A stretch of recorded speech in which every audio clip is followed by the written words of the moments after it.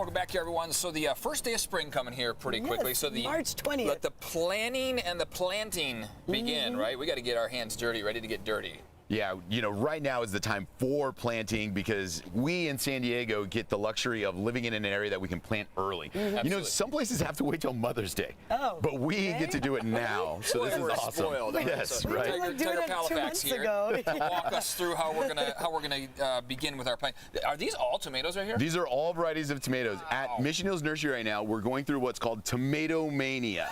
And so we have over 100 varieties of tomatoes in all kinds of shapes, colors, sizes, flavors, all the things that you need to know about tomatoes is happening right now. So wait, hold on. Sanchacola, that's a tomato? Sanchacola is a tomato that has a chocolate-ish color, but at the same time a really sweet flavor. And then one of my favorites, Lucky Tiger right there, right? Yes, Named after you, is that right? Yeah, right. Yeah, totally, yeah. That big of a deal. So tomatoes are happening right now. This is the time of year you want to plant them. Now, I'm going to give everybody a little bit of a secret when it comes to buying and planting their tomato. Please. So this is the plant when you got to get it from the garden center. What you want to do is you want to pull off all these lower leaves. Oh, okay. Okay?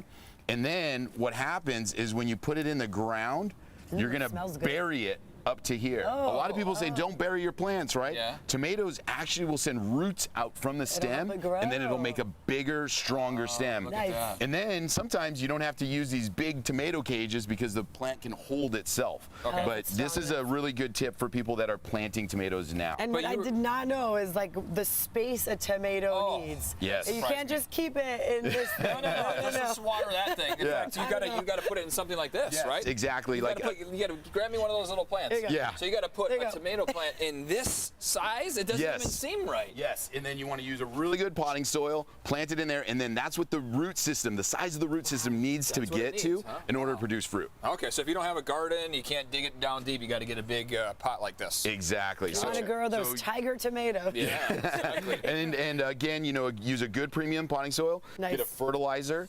If you're planting in the ground, I do recommend getting a soil test kit. This is going to help you know what's in your soil. So when you're planting your vegetable garden, how much nitrogen, how much phosphorus, how much iron, all of that stuff, you can get a soil test kit and do that. Matter? Because Sorry, I don't know. no, because that's what they're going to need to be able to grow and fruit is the micronutrients, the nutrients in the soil, the nutrients in the plants are going to what produce tomatoes. So you want a lot of those that you listed. Yeah, or a good balance. Okay, a good balance. And this helps you figure out the balance. Exactly. A little pop of color here. What is the purpose of these, and how are they going to help? Yeah, so marigolds are known as what's called a companion plant for your vegetables. They're known to kind of repel bugs. They have a scent to them which helps repel bugs. Cool. So whenever you're planting your garden, it's always nice to incorporate some marigolds into the area as well. And they're pretty, right? So that's kind of nice. So would you put a few of those like in your tomato pots? In your tomato pot, right around the edge of it would be a perfect spot. And I like that. And then, you know, for this, there's actually a lesson about companion plants in this book here.